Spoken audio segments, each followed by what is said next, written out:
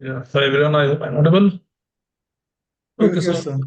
Sir, yeah, can you share your screen, sir? yeah.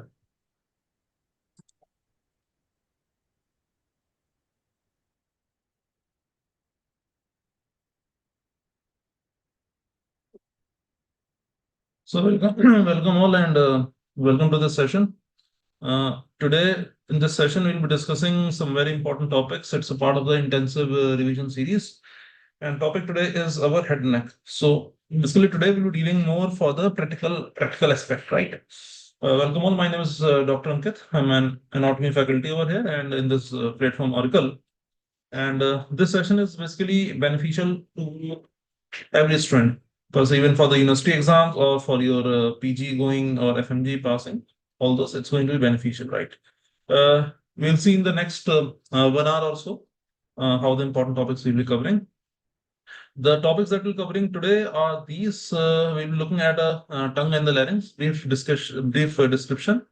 Osteology also will be talking of the skull, then talking of the some craniovertebral joints and cervical vertebrae. Then we're talking of the lateral wall of nose and sagittal section of the head neck. White historical, here are all the features plus features or benefits of recorded classes, and here are the benefits of the live classes. Express exam module is also over here. It's a rapid revision sort of program. Plus, we have doubt clearing session, very important.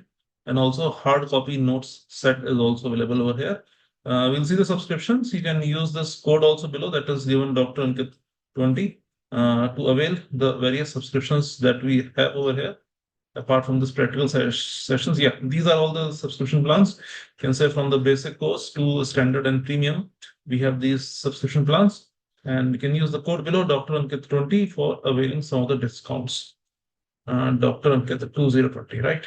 Let me just change the color to black, slightly better visible. Okay. Okay, so I'm writing the code again. And these are all the three plans over here. So, as you've seen the topics that we're covering, these are all the topics basically of the head neck. Without wasting any further time, let's jump to the topic straight away. So here to begin with, we are looking at a hyoid wound. So we'll give some time because time management, as I told earlier, also is the most crucial part of anything, be it your lectures or be it your exam capabilities. So hyoid bone, we'll give 5 to 10 minutes for the bone that is a hyoid bone. Okay, fair enough. So a few things about hyoid bone which are asked in your exam, basically practical exam, and also could be asked as one of the MCQ questions. So in practical exam, if we talk, then obviously they will give you a bone. It's a small bone, a U-shaped bone, a U-shaped bone, which has a central body and it has a lesser horn or lesser cornu, and it has a pair of greater horn or greater cornu. This is how we recognize the hyoid. It is a small bone, right? It is like this. Hardly if I say about the dimensions, not more than 4 5 centimeters, 5 6 centimeters, that will be the bone.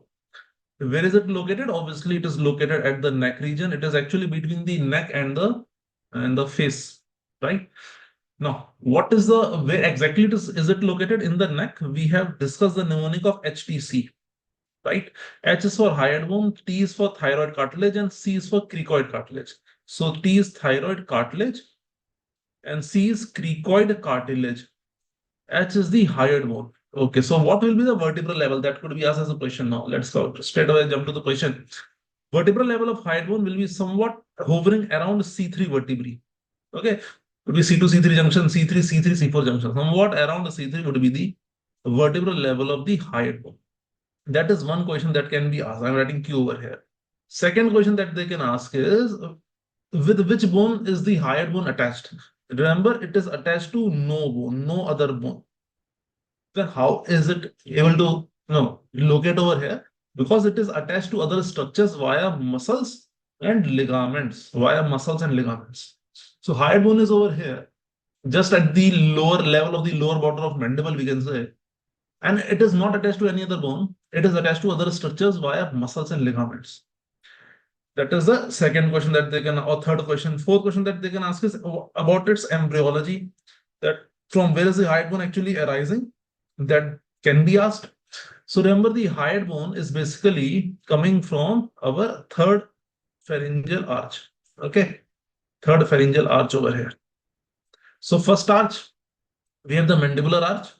Second arch, we have the stapes, and third arch, we have the hyoid. Even some part of second arch is also contributed. So second and third arch, they contribute to the formation or development of the hyoid. This much is clear. So bit of embryology, a bit of its location. Is it attached to any other bone directly? No. What is it attached to? Via various muscles and ligaments. Now, in this figure over here, beautiful image over here. It's a lateral view. You can see here we have the anterior aspect on the left side of the screen. On the right side, we have the posterior. So it's a lateral aspect. You can see this over here is the hyoid bone. This over here is the hyoid bone. Let me put some black arrows over here for you to recognize it. This is the hyoid bone. Okay, you can see two black arrows above, two black arrows below. This is the hyoid bone, lateral view. I said it is at the level of the lower border of the mandible, you can say, around the lower border of mandible. So it is attached to which bones directly or indirectly? It is attached to bone that is one number mandible. Via which muscles? Via muscles like mylohyoid, then geniohyoid, then mainly these two muscles, but yeah, it is also attached to tongue via hyoglossus, and also it is attached indirectly via the anterior belly of digastric, So you can see the mylohyoid muscle, the digastric muscle, the geniohyoid muscle, and also a bit of hyoglossus not shown because via hyoglossus it is attached to tongue. Second, it is attached to the temporal bone over here via, and which part of temporal bone? Mainly the styloid process, mainly via our muscle and ligament. So we have a stylohyoid muscle and we also have the same stylohyoid ligament also we have. That is attached to the temporal bone also. So you can imagine the bone over here attached or linked directly to mandible as well as the our temporal bone styloid. Then lower down, it is attached to various laryngeal cartilages, that is through the thyroid cartilage via thyroid. So we have, or we can, I can, in other ways, we can explain it or we can understand it by taking hyoid bone as a landmark, H as the landmark, and above hyoid bone, listen to me carefully, above hyoid bone, we can say that, okay, this all is suprahyoid. What is this? This is suprahyoid group of all suprahyoid region having suprahyoid muscles and structures. And below hyoid, we have the infrahyoid region. Okay, so infrahyoid, what we have the main structures by which it is attached. As I said, one is thyrohyoid muscle attached to thyroid cartilage. Then sternohyoid muscle, sternum. Then with thyroid muscle, we also have a thyroid membrane. Then you might have heard of a muscle known as omohyoid, where we have heard it in while discussing the triangles of the neck. So infrahyoid, we have mainly these three structures. Suprahyoid we discussed. We have these structures, suprahyoid, like MH, mylohyoid, geniohyoid, antibelly digastric. These are all suprahyoid attachments.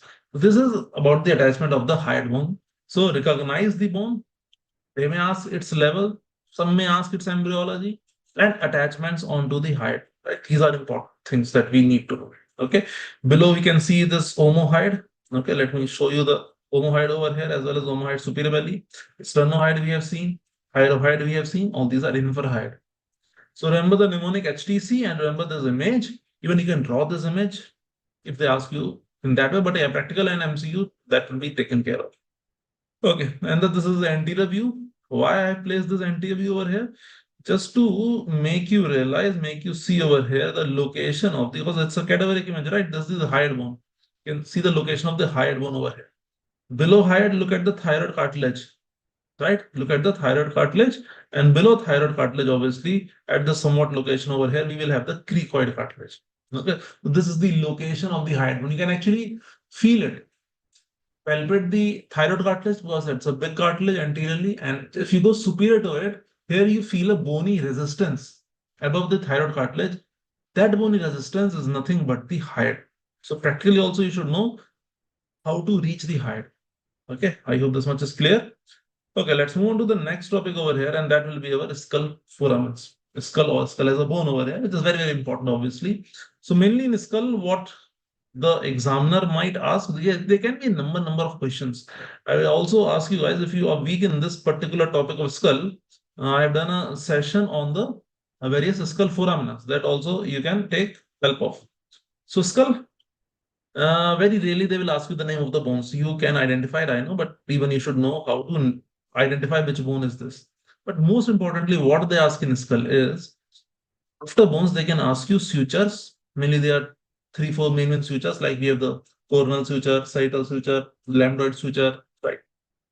Two, three sutures they can ask you. And the most important which they ask is obviously the skull foraminas.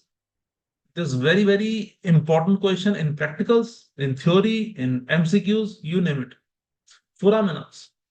What are the things they ask in foraminas? First, can you name the foramina? They will put an arrow, right? Or in practical, in your vivas, they will be placing a probe and they will be asking you which foramina is this.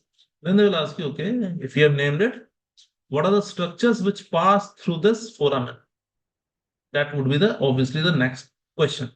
So these are the two things which they ask normally from the foramen. Be it your practical or be it your even MCQs. So here is an image which we have seen earlier also. This is an image for the cranial fossa region. Which region? Cranial fossa. So what has been done is the vault has been removed, brain meninges have been removed, and you're looking at from the superior aspect, you're looking at a fossa, right? Cranial fossa.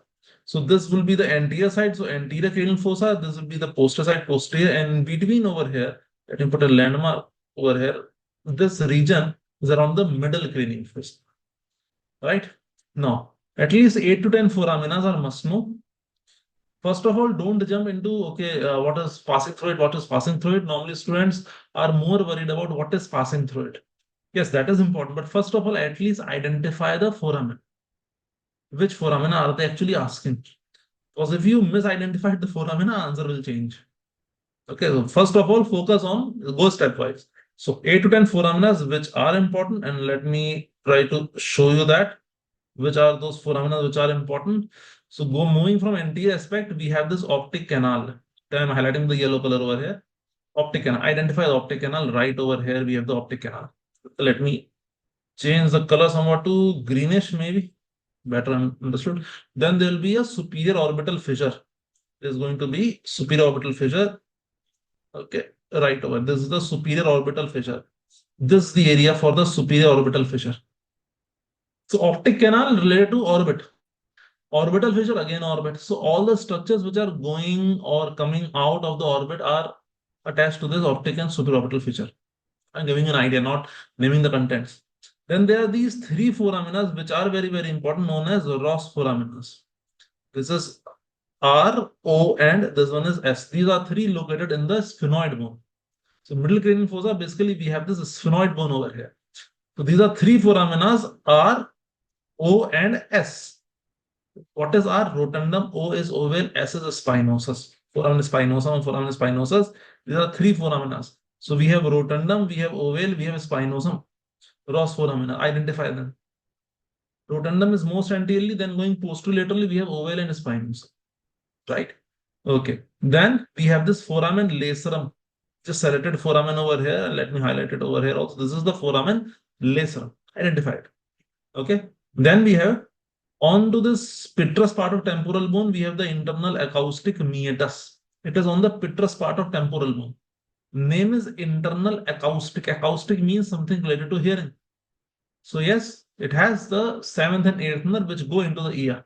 Eighth nerve obviously, and seventh nerve also, we all know facial nerve passes through the whole temporal bone, passing through the various relations of the ear. Okay, so this is the internal acoustic meatus. Then a couple of more jugular foramen, and obviously we have this foramen magnum over here. This is the foramen magnum, which you can see below. Let me just shift this a bit. This is the foramen magnum over here, right? Foramen magnum, and above it we have the jugular foramen and hypoglossal canal. Also, you can identify it.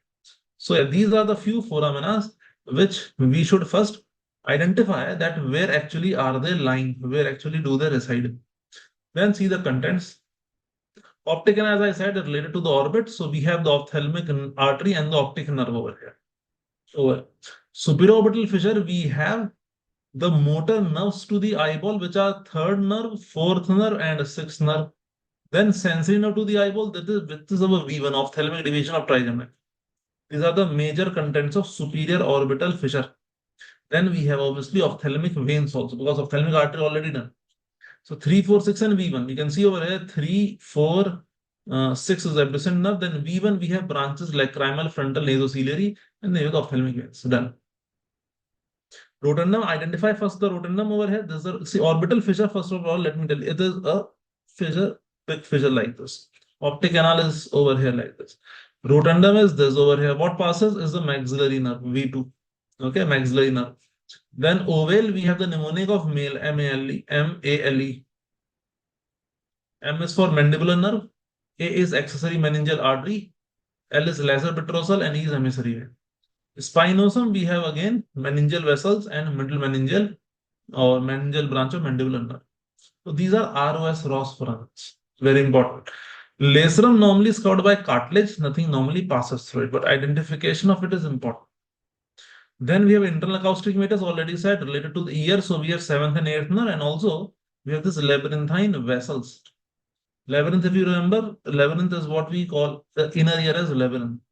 So we have a membranous labyrinth and we have a bony labyrinth. If you remember basic anatomy of the inner ear.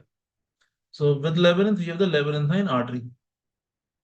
Then we have the jugular foramen. Here we have 9th, 10th, 11th nerve. Plus along with it, we have also the sigmoid sinus, which will form what? It is going to form the internal jugular vein. Because sigmoid sinus is going to form the internal jugular vein, so we call this foramen as jugular foramen.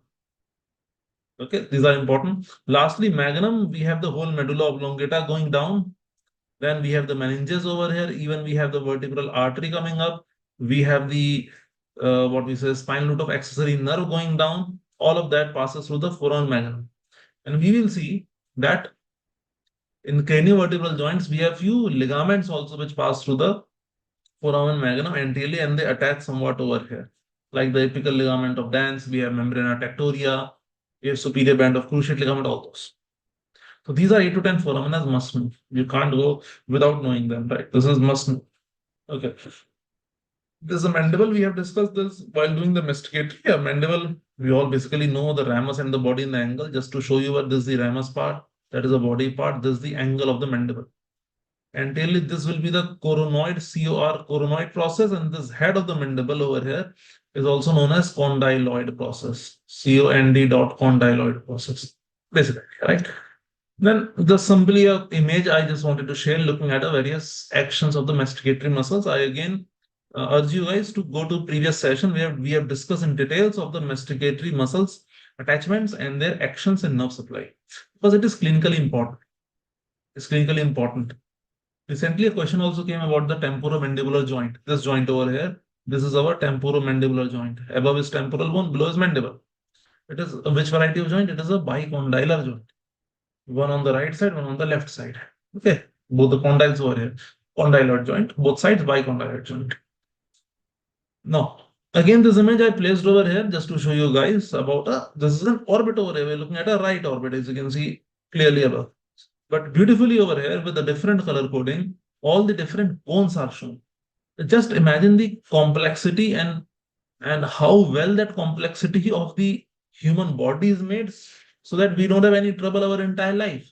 You can imagine, look at the color of the bones. So many bones, they all join to make up the orbit where we have our eyeball and the surrounding tissues, even the extraocular muscles. So all these bones over there, like for example, let me name few bones. And how will the question come? They can simply give you an viva the bone and they can ask you which bone is this, which bone is that. And do remember that orbit has four walls. It has a roof above, it has a floor below, it has a medial wall over here, and it has a lateral wall on the outer side. Okay, there's a lateral side, and that obviously on the right side of your screen is the medial side. So color coding, if you see, this blue color is obviously our frontal bone. Okay, blue color frontal bone. Then you can see this green, light green, that is the maxilla. This is the maxilla. Although it is labeled, I'm just telling you major bones over here. This is maxilla. This purple is lacrimal. This is ethmoid bone. This yellow color is a sphenoid bone. This red color is the zygomatic bone over here. Right? This is zygomatic bone over here. So these are 5, 6 bones which actually form the orbital wall as well as the orbital margin. The orbital margin is the one which you can actually palpate. Let me put some arrows. This is the orbital margin. If you go around over here outside your eyeball, you can actually palpate the orbital margin. This is the orbital margin, but you can't palpate the orbital wall because it is filled with the eye and the extraocular muscles, right? So they can ask you about the orbital margins. They can ask you about the orbital walls. The medial wall is actually the one which is quite thin because it has paper like this ethmoid bone known as your lamina papyracea. Okay. Then we have a blowout fractures where the floor is fractured in the eye. Actually, the contents of the orbit they go down into the maxillary sinus. That also we have discussed on paranasal sinuses. That can be asked. Okay. This was about the some of the important foramina. Let us move to the next. Yeah, let us look at some of the cervical vertebrae. Now, two, three things of cervical vertebrae to begin with. Here it is written C2 T1. C1 is not shown. You'll see C1 separately. This is a lateral view. We are looking at the anterior over here and the posterior over here. We are looking at the right lateral view as is correctly written at the top. So C2, this is C2 vertebrae identified by this projecting dense or also known as odontoid process. Dense also known as or also known as odontoid process. This is C2 vertebrae. So then we have C3, C4, C5, C6, C7, no C8 vertebrae. Remember, below C7 vertebrae, this last one over here will be the T1 vertebrae. Yes, there are 8 pair of cervical nerves, remember, but there are only 7 cervical vertebrae. Remember this difference. There are 8 cervical nerves, but there are only 7 or 8 pair of cervical nerves, but there are only 7 cervical vertebrae. One is not shown, but yeah, one is a ring shaped. We'll see in other in next coming up images. One is a ring shaped bone over here. That is the C1 atlas. That is the atlas or C1 over here.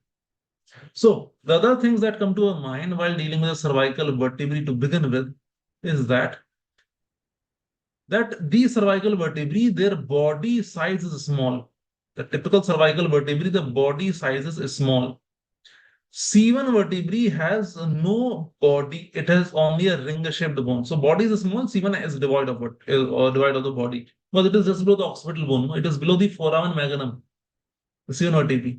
Second thing is normally their spine is the posterior aspect, the basic anatomy. This is the spinous process. Normally, if you look at the spinous process, they are bifid. Normally, the spine is bifid except C7, which is quite long. You can see how long the spine is this of C7 vertebrae. So it is a projecting spinous process of our C7 vertebrae. So normally others will have bifid spine. Okay, C1 doesn't have a body, it doesn't have a spinous process, it's just a ring-shaped bone. Well, it is just below the foramen magnum. And after all of this, remember these are some differences, but in all the 7 cervical vertebrae, what you will see is in all their transverse processes, one thing is common. And what is that one thing? That one thing is I'm putting an arrow over here. You can see this. You can see this over here. What is this? This is that all the transverse processes of all the 7 cervical vertebrae are having a foramen inside them known as foramen transversarium. Foramen transversarium. What passes through it? Basically, the vertebral vessels pass through it. Foramen. This is the peculiarity. If you are looking, if any vertebrae is given to you, and you look into this transverse process, if it has a foramen, it is cervical vertebrae. If the transverse process has no foramen, it is not a cervical vertebrae as simple. Okay, these are some things. Now, so because looking at the superior view of what C4, C7, look at the superior view. So this is anterior aspect. How? Because body lies anteriorly, the spine lies posteriorly. Look at the bifid spine of C4 and look at this long spine of C7. And these are your foramen transversarium. What passes through its vertebral vessels. Vertebral artery, we have discussed that vertebral artery passes through the foramen transversarium of C1 to C6 only.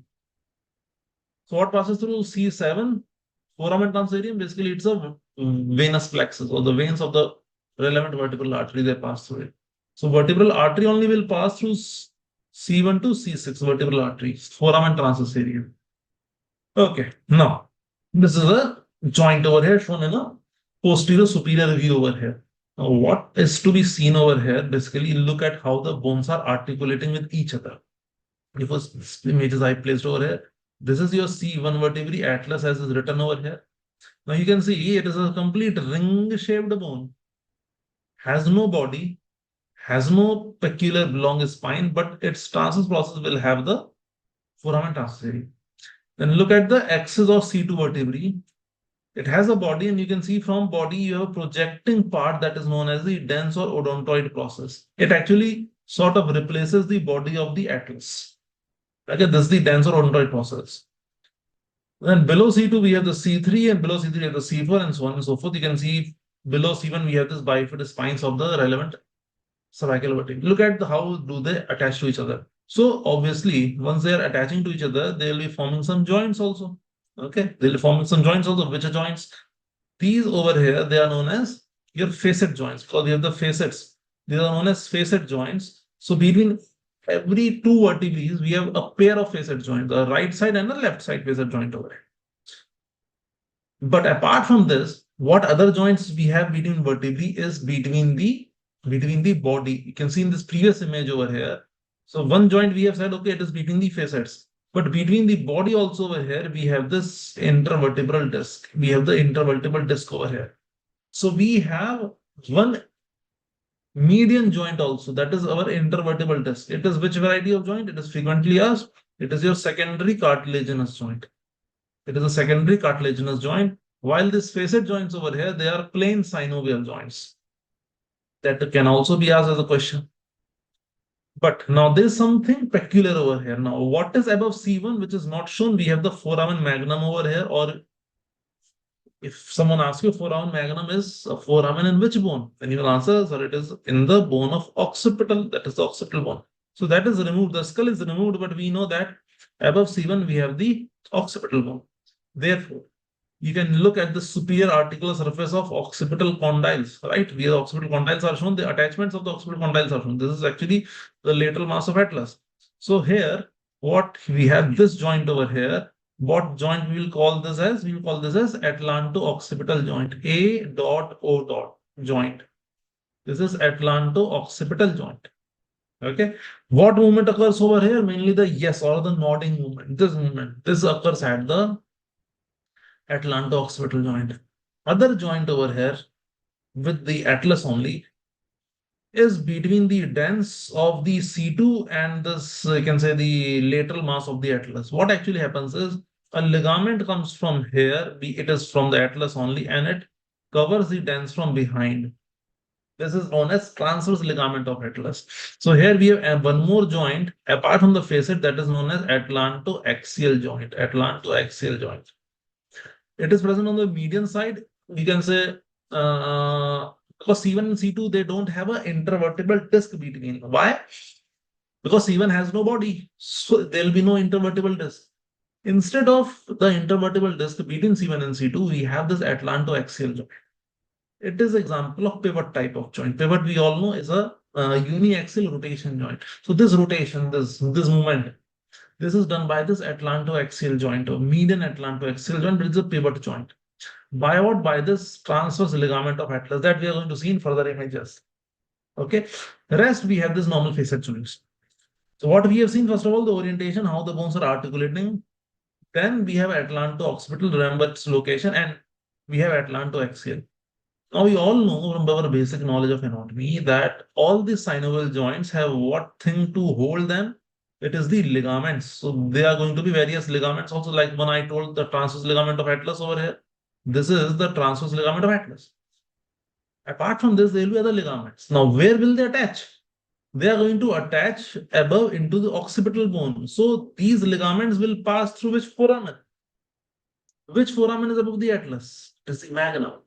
So we have other craniovertebral. These joints are known as craniovertebral joint, like atlanto-occipital joint. What you will call it as? You call it as craniovertebral joint. Why? Because it is joint between occiput and atlas. Occiput is cranial bone, atlas is vertebrae, so we call it as craniovertebral joint. So craniovertebral joint ligaments, they pass through foramen magnum. Which ligaments? We are going to see. Now, here you are seeing some of the ligaments of both atlanto-axial as well as atlanto-occipital. Now, see over here, in this particular image, the posterior part of the vertebrae are removed and focus on the ligaments. Look at the alar ligament. Now, which bone is this? Focus over here. First of all, understand this is C1.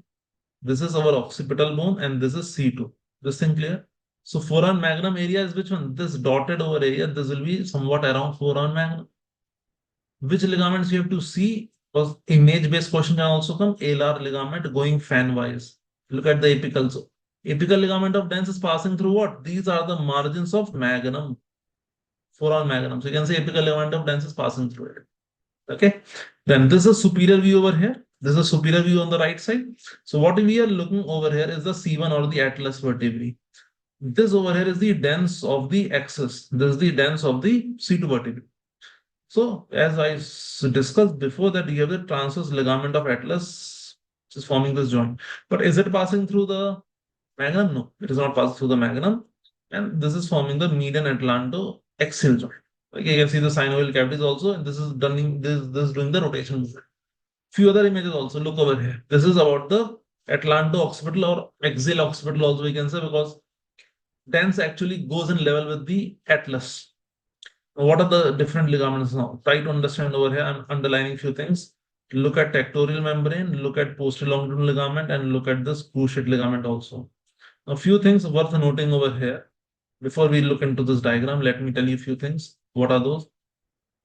One is that your anterior longitudinal ligament, it continues as ALL is anterior longitudinal ligament.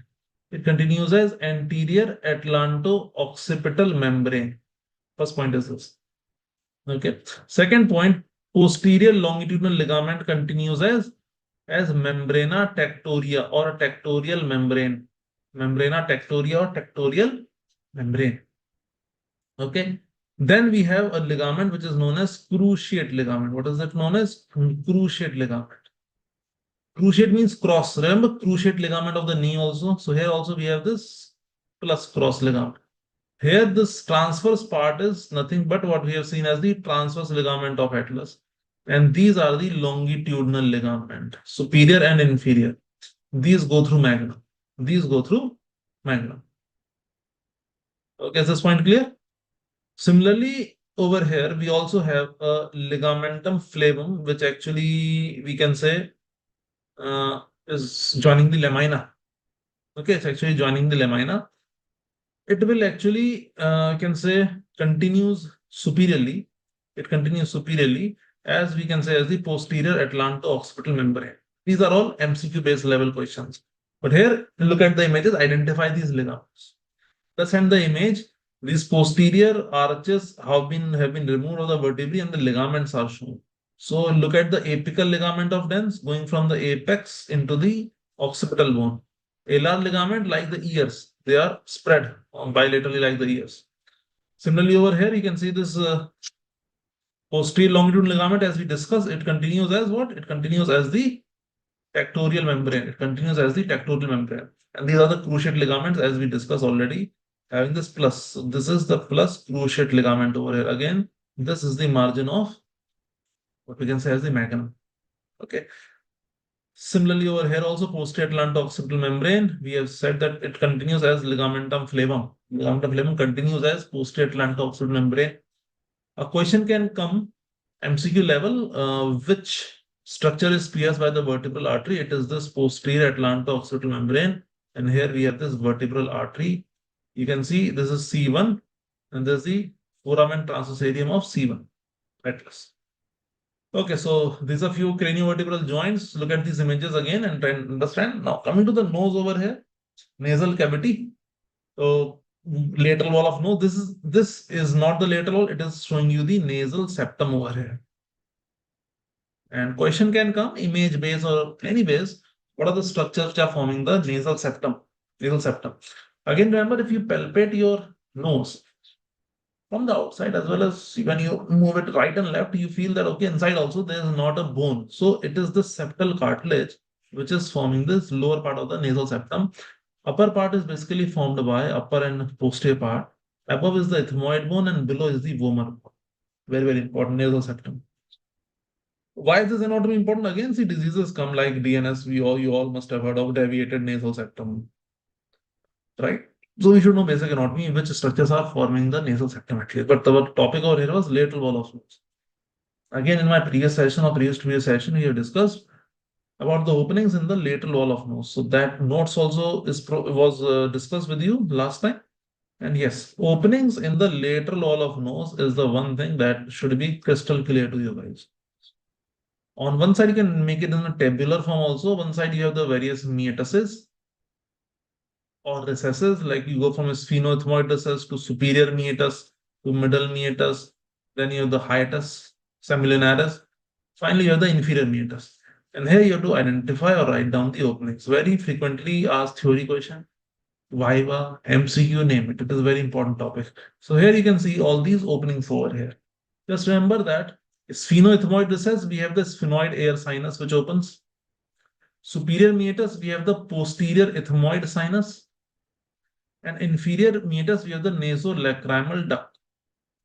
Why I'm going or why I bypass this middle? Because all the remaining paranasal sinuses, they open into the middle meatus. All the remaining paranasal air sinuses, they open into the middle meatus. Okay. So obviously you can make this image over here, and here also there's a better image. You can just try to draw it a bit results in the theory, but yeah, it's really you should know. Even in specimens, even in dissected specimens of sagittal section, you'll see they can ask this question. So this is an important topic over here. Next comes our tongue. Now, tongue, what to say of tongue? It's a very, very, very important topic. Normally in sagittal section, in your vivas, particularly, they will simply ask you, okay, which structure is this? You have to identify the tongue. We'll see later on, just in a couple of minutes. But yeah, theory question can definitely come, and more importantly, your MCQs comes from this topic of tongue. Comes from this topic of tongue. Tongue, I guess I started in a previous session. I have to cover it up, remaining thing. But yeah, tongue. This surface which you are looking over here is the dorsum of the tongue, or it is a superior surface. It is basically what? It is a superior surface of tongue. The upper surface is the dorsum of tongue. Upper surface, the food is kept over here. So there are various papillas, circumvallate papilla, foliate papilla, then circumvallate over here. Then obviously filiform papilla is spread around. So just giving the friction or the rough texture. The dorsum of the tongue, we have this filiform papilla over here. This is actually devoid of taste buds. That was a recently asked NEET PG question. It is devoid of, it has no taste buds. The foliate, the circumvallate, the fungiform. Basically, foliate is not that much prevalent in humans, but yeah, lower animals it will have. But circumvallate and fungiform, they have taste buds. Filiform papilla is actually spread throughout and it gives friction. So when you place a piece of food on the tongue, it doesn't slip around here and there. You can even touch your tongue and understand what I'm talking of the friction at the upper surface of tongue. And if you same way, if you touch the lower surface of the tongue, the ventral surface, it is very slippery lower down. Right? That's the difference over here. So identify the circumvallate papillae in the tongue. Don't forget to identify the tonsils at least. Say palatine tonsils are very, very important. We all must have seen patients of children having tonsillitis, acute, even chronic. We must have faced ourselves also. So tonsils are between the two group of muscles, palatoglossal muscle front and palatopharyngeal muscle behind. So they form two arches, palatoglossal arch front, palatopharyngeal muscle behind, between tonsils. Even if you open your mouth, put a torchlight and see in the mirror, you might see the tonsils also, or you might see these arches at least. Okay, this is the dorsum of the tongue. Then these are the group of muscles of the tongue. Remember again, questions do come. Mainly practical sessions as we are mainly focusing over here. The bulk, the entire bulk of the tongue, if they ask, it is this muscle, genioglossus muscle. It is the entire bulk of the tongue. And when it contracts, it helps in protruding the tongue out. Okay, protruding the tongue out, that is genioglossus. So in an exam, in a sagittal section, if the probe is placed on the tongue, they can I ask you which structure is this? You'll say it is tongue. Okay, then they might ask, okay, which is the main muscle of tongue or which muscle forms the bulk of the tongue? Then your answer will be genioglossus. Then they might ask you which nerve supplies it. Then you will say hypoglossal nerve supplies it. Another question can be, what is the function of this genioglossus muscle? You will say that it helps in protruding out the tongue. Now, see, the question doesn't end over here. Then they might ask you if the examiner is happy with you giving so many answers. Then they might ask you, okay, genioglossus is done. Now tell me which is the safety muscle of the tongue. The next question can bump on you that which is the safety muscle of tongue. Again, the same answer will be genioglossus. Answer will be the same. Why? Because if genioglossus does not maintain the tonicity, then what can happen is the tongue may fall back and it might obstruct the airway, air passage, leading to difficulty in breathing, obviously. So it helps in its normal tone, helps in tongue being slightly forward while we sleep also supine on the bed. So that is also, therefore, this genioglossus is also known as the safety muscle of the tongue. So many questions. Right. So there's another example over here. You can see the genioglossus. They can ask you from where it is coming. Genio means genial tubercle of the mandible. So this area we have the genial tubercles over here. From here, the geniohyoid and the genioglossus muscle origins. And here we have discussed about the hyoid bone. Hyoglossus we have styloglossus, palatoglossus also we have seen in that tongue dorsum view. These are the extrinsic muscles. What muscles are these? These are extrinsic. They are coming from outside. Tongue itself will have few intrinsic muscles. So that is a detailed topic in tongue. Here's the blood supply of tongue. Do remember the main blood supply of tongue comes from this lingual artery, which is a branch of external carotid. This much at least you should know. That's a lingual artery supplies the tongue, branch from external carotid artery. They might ask you, okay, can you tell me the lingual artery is divided into few parts by which structure? Then you will say, sir, it is the hyoglossus muscle which divides the lingual artery into three parts, part number one, two, and three over here. And they might ask you branches. Branches are written over here in blocks that you can read. But remember this. For the artery, again, I'm telling why the artery is important. Again, tongue carcinomas, tongue ulcers, they are so rampant. Tongue surgeries will be done. You need to ligate the artery, obviously, on both the sides. Then only you can do dissection on the tongue. Okay? So you should know the artery is coming from where. Next, nerve supply, as I told already, that nerve supply of the tongue is important. So this is a image over here giving you both the motor as well as the sensory nerve supply of the tongue. I won't go into details of it, but yeah, go through it. Normally, what they can ask you is remember the question, what they might ask you is that if you look at this anterior part of the tongue, sensory nerve, right, or developmentally also, it is said that the anterior part of the tongue, the sensory supply comes from lingual nerve and taste coming from chorda tympani. And taste coming from chorda tympani. No problem. Can you look at this velet papillae, circumvelet papillae? Anatomically, it lies in the anterior two-third of the tongue. So by convention, we imagine, okay, that if the anterior two-third is being supplied by lingual and chorda tympani, then circumvelet will also be supplied by lingual and chorda tympani, but the case is different. This area of the tongue, circumvelet, is supplied by this yellow color nerve, that is the ninth or the glossopharyngeal nerve. I repeat again, anatomically or location-wise, velet papillae does look like lying in the anterior two-third of the tongue. But in spite of it lying in the anterior two-third of the tongue, its sensory nerve supply comes from the glossopharyngeal nerve. That is the point. Okay. That is the lymph drainage of the tongue. Okay, here's the sagittal section. Now, these sort of images or these sort of sections should be there in your DH, or that comes in and also MCQs as well. This is the structures. If you have not seen, then students do confuse looking at this huge structure. That what is this? If you're seeing it first time, you don't imagine this is the tongue. Such a huge structure. Yes, this is the tongue. So probe can be placed over here asking the tongue. Other question that is frequently asked from this sort of section is apart from tongue, they can ask you of the epiglottis. This is the epiglottis. I'm putting some black arrows over here. This area is the epiglottis. Apart from epiglottis, and the frequently asked point over here is your opening of eustachian tube. Putting the red arrows over here. This is the opening of eustachian or the auditory tube. Okay. Now, if the metasis or the concas are shown or the terminates are shown, obviously superior, middle, and inferior terminates you can easily well identify. Hard palate, you can obviously understand. Soft palate behind it, okay, fine. Pharynx, then you should know, you can see the different color coding over here. A purple color is nasopharynx, orangish color is oropharynx, and the bluish color is laryngopharynx or simply hypopharynx. So these are three differentiations of pharynx. Now here, if you are answering very good, then the questions might and they should, I expect from you guys. Questions will obviously move ahead and they can ask you, okay, which structure or which opening is this? Which cavity is this? Because this is seen in sagittal section. This is your sphenoidal air sinuses. This is the sphenoid air sinus. Then they might ask, okay, where does it open? It opens in front into the sphenoethmoid recess. Very good. Then they might put a probe and asking you which vertebrae is this? Because numbers are not written. Then you have to slightly look at it just behind the tongue over here. And if you look at this long, you can say the long vertebrae going above, this is the dens of the axis. This is C2. And you can see this. This is the anterior arch of Atlas. This is C1. Okay. So oropharynx, remember over here, like oropharynx lies at the level of Which vertebrae? Seat. Oropharynx. How to remember it? Let us make a mnemonic. Oropharynx has how many O? O R O. Two O's. C2. 2 2.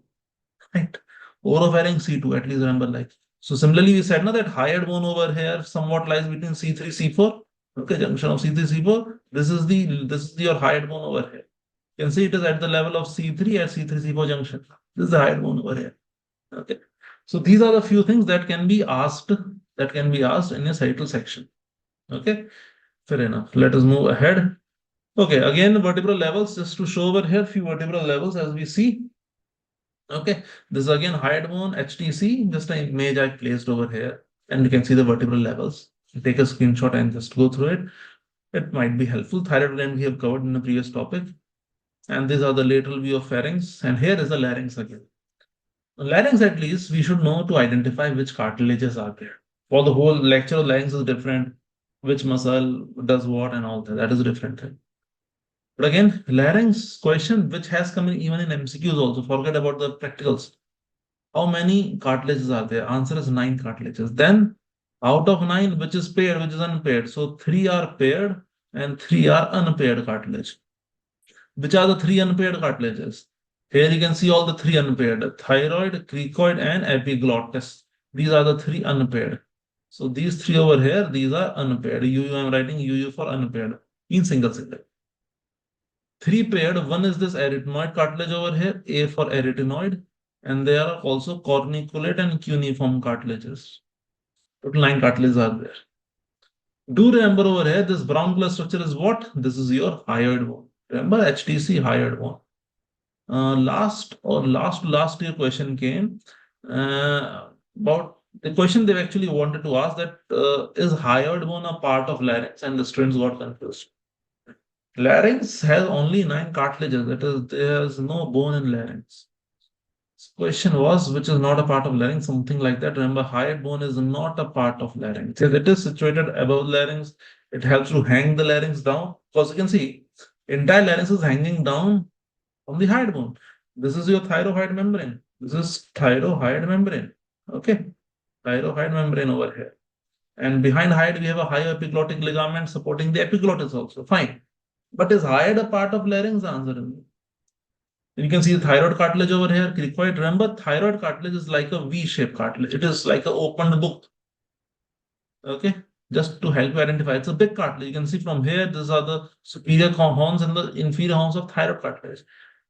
Cricoid cartilage is a ring cartilage. The complete ring is only found in cricoid cartilage. It's only found in cricoid cartilage over here. Cricoid has a complete ring of cartilage. So which we are looking over here right now is the anterior view of the larynx. Then if you look at other views, slightly lateral view of the larynx. This view is the posterior view of the larynx. Now see over here, posterior view. Look at the thyroid and cricoid. This is the thyroid cartilage over here. This is the thyroid cartilage over here. It is open from behind. But look at the cricoid cartilage. It is closed from behind also. It is the only complete ring of cartilage in the entire respiratory passage, in the entire respiratory tree. Trachea also have C-shaped ring of cartilages. Bronchus and bronchiole, then they have a very small plates of cartilage. Bronchioles, they don't have cartilage. Okay. The only complete ring of cartilage is this cricoid cartilage, HTC remember. And over cricoid cartilage from posterior is seated your arytenoid cartilage. If you identify this much, that much for the larynx. Then there will be other questions in Viva or even in MCQ. There can be a lot of questions like the muscles of larynx, which nerve supplies them, what action do they do? Here only one thing. Let me highlight. If you have done the previous questions, the only abductor of the larynx, which muscle opens up the vocal cord? The only abductor of the larynx, is posterior cricoarytenoid muscle. This thing at least remember. This is frequently asked. The only abductor of the larynx. Okay. Just a second. So remember that point in larynx, that the only abductor of the larynx, abductor means abduction of vocal cord, is a muscle that is PCA. PCA is not your Punjab Cricket Academy. It is posterior cricoarytenoid muscle. It is posterior, C for cricoarytenoid muscle. It helps in opening of the vocal cord, abduction of vocal cord. Again, acts as a safety muscle of larynx. Again, the same posterior view over here. Okay. So these are all the topics. Let me go again from back and let me just go through them in a couple of minutes. Actually, revise again. Revision is very, very important over here. Anywhere. Okay. So here to start. So what we started with was the hyoid bone. Important things to learn in hyoid bone are which level it lies, how it develops, what is it attached to any bone. If not, then what are the various muscles and ligaments. Remember it, you can learn by suprahyoid and infrahyoid regions. Hyoid is a sort of, you can say, a central point in the region of head and neck. Okay, you can see it is not attached to any other bone, but it is attached to mandible, it is attached to skull also, it is attached to larynx also, it is attached to so many other areas, tongue also. Okay, that is the point. Even you can see it is attached to even the scapula. Just think, it is going and attaching even to scapula with the muscle of omohyoid. So how very does that? Then sternum also it is attached. Okay, then we came to our scalia, skull foraminas. Must know topic. Must know at any level. At least these 8, 10 are must know. I'm not saying others, leave others, go through them at least once. But these 8 to 10 foraminas, you should must know location and what structures pass. First location, second, what are the structures which pass? Must know. Then we have seen the mandible, fine, orbits over. Sometimes they might ask you this.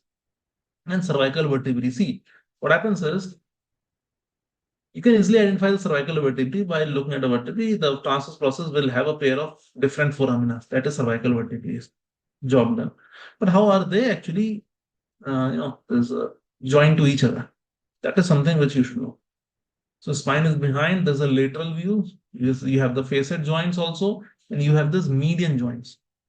Medially I said that we have the intervertebral disc as we can see over here. So below C2, over here you can see we have the intervertebral disc between the adjacent body. But what about between C2 and C1? No, there is no intervertebral disc. Instead of that, we have this pivot joint known as atlantoaxial joint. That is a pivot joint, rotation. So atlantoaxial is this. Atlanto-occipital is this. And their ligaments go to the foramen magnum. So when you will learn the structures passing through the foramen magnum, you will come around structures like apical ligament of Dens. Then you will come around membrana tectoria. Then you'll hear about superior band of cruciate ligament, right? All these 2, 3 ligaments just straight away going up will be passing through the magnum, attaching anteriorly into the occipital bone, inside the fossa. Okay, here I try to show you some of the ligaments from posterior view as well as superior view. Again, showing you why the tectorial membrane is a continuation of posterior longus. These were the MCQs. Okay, and this again posterior trans-occipital membrane over here. Then we have seen the nose, lateral wall of nose. You should know in nasal septum, because we were discussing that topic. The group of vessels over here, which is known as Little's area or Keisel plexus, is something that is asked. In the nasal septum, anterior inferiorly, there are at least 4 group of vessels. What are those 4 group of vessels? If you can remember, one is ethmoidal arteries, anterior posterior. Major component is sphenopalatine artery, a branch of your maxillary artery, sphenopalatine artery. Then you have the greater palatine. Then you have the labial branch of facial artery. Labial branch. So these are the ones which accumulate in the anterior inferior part of the nasal septum, and one of the common sources of epistaxis, anterior epistaxis or nose bleeding. Lateral wall of nose, undoubtedly, openings should be crystal clear. Then we have tongue, so many topics are there, but yeah, identify, in specimen identify. A lot of questions can be asked, which we have tried to explain with the help of these images, like arteries. Yeah, this image is very important. Nerves and circumvallate papillae, exception, remember. Development also they can ask. Functions of the tongue, they can ask. Nerve supply is very, very important for the tongue part. Then obviously 5 questions. I told that from this they can ask you these many questions at least to be prepared. Even they can ask you this, that this is the which sinus. Then we have done this paranasal air sinuses. This is in the frontal one, so you say it is a frontal group of air sinus. This frontal sinus we have seen, sphenoid sinus we have seen, Vedos open we know, epiglottis, vertebrae, tongue, palate, auditory tube, eustachian tube, right? These are things that can be asked from here. Finally, we have the larynx cartilages. Hyoid bone is not a part of larynx. identify which cartilage, unpaired, paired, they can ask, and all muscles and all we can discuss. But yeah, one question which has been asked so many number of times that I have lost the count of how many times I've asked this. It's the only abductor. Right from the time I've been giving my PG exams, I've been teaching from last 10 for 14 years. This question has been coming sporadically after some 2, 3 years. They come with this question again and again. Like so, larynx over here. Okay, so that's all, guys. Thank you for your time. I hope you enjoyed this for the practical session. And that's all. Keep learning and keep growing. That's all. Thank you.